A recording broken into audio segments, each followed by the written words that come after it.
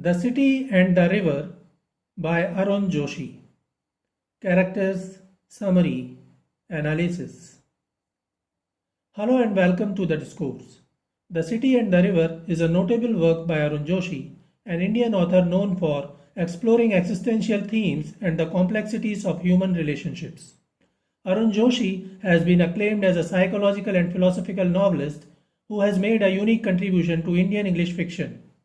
He wrote 5 novels: The Foreigner 1968, The Strange Case of Billy Biswas 1971, The Apprentice 1974, The Last Labyrinth 1981, which won the prestigious Sahitya Akademi Award, The City and the River 1990, and a collection of short stories, The Survivor 1975.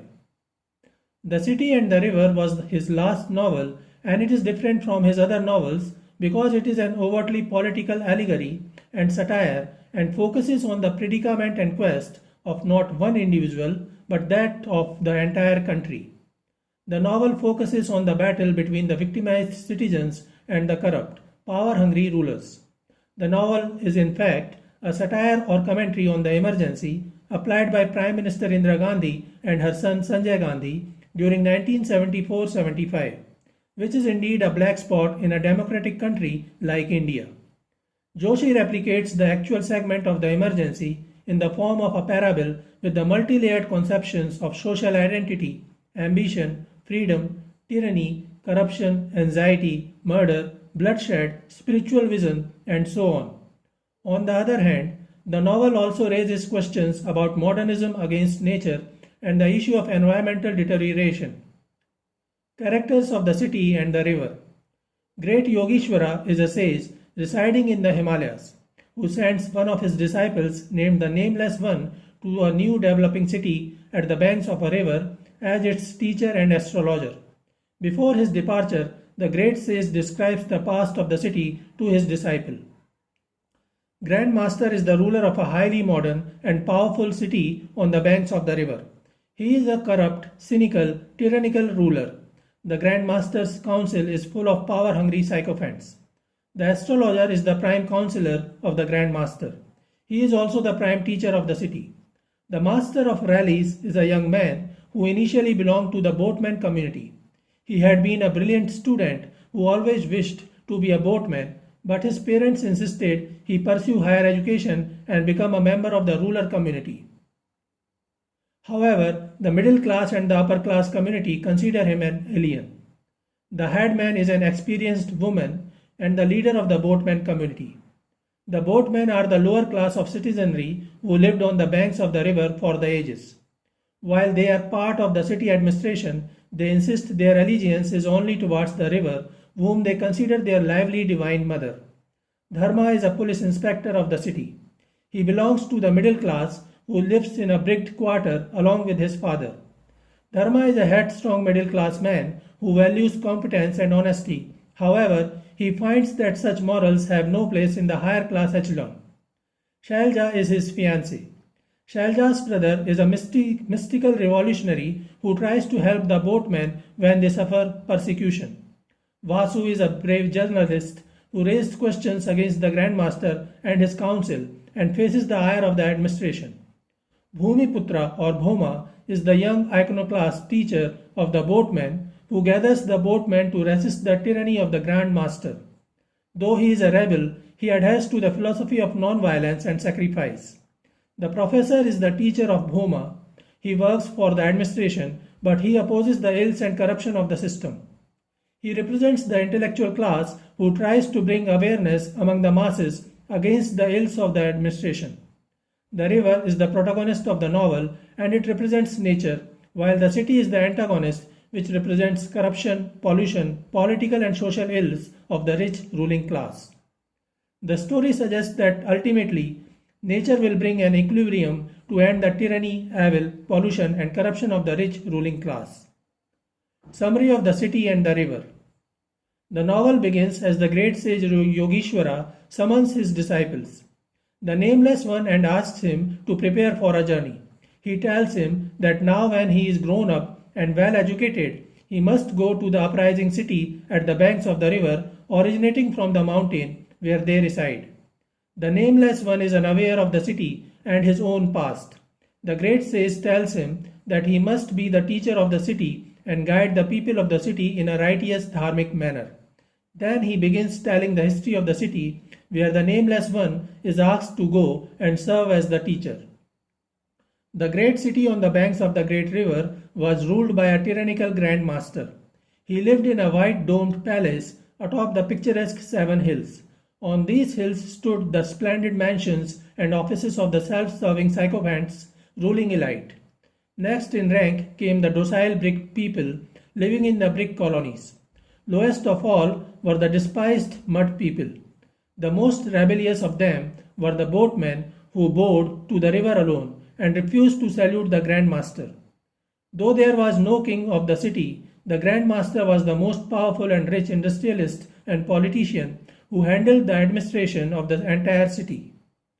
The Grand Master was aware of an ancient prophecy according to which a new king would rise to rule the city.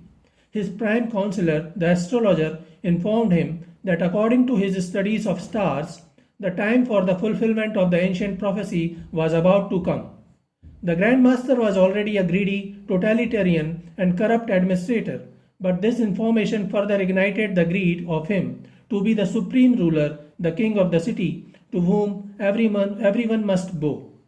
The Grand Master and his astrologer announced the set of 3 draconian laws. 1. All citizens are to owe complete allegiance to the Grand Master. 2. To ensure wealth for all, there shall be only one child to a mother. 3.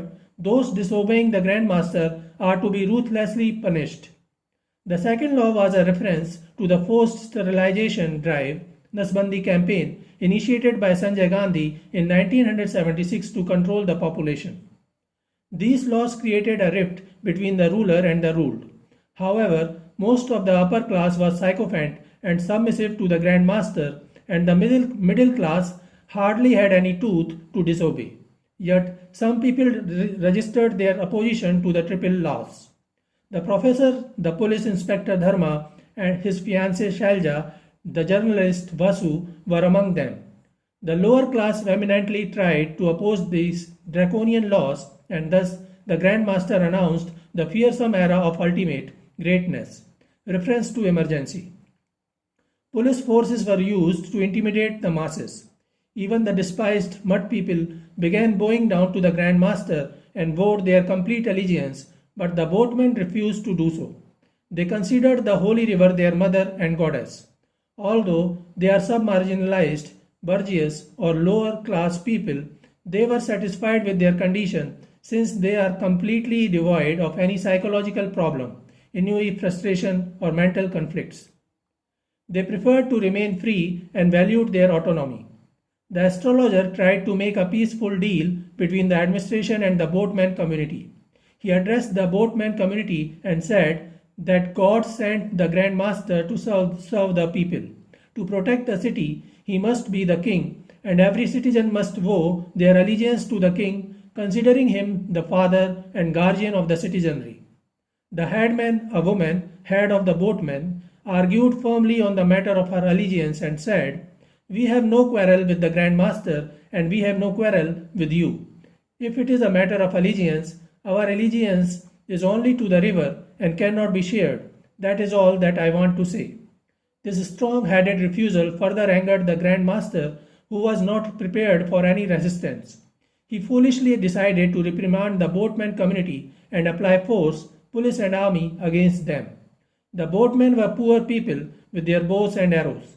They could not face the guns and tanks of the army.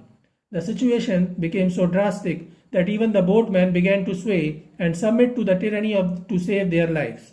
However, the headman maintained her allegiance to the river, and every boatman followed her. There was resistance from the poor and middle-class citizens, mostly in the form of non-violent civil disobedience. Bhumiputra or Bhoma began gathering the boatmen and other mud people and announced civil disobedience against the tyrannical administration. The Grand Master was not ready for this.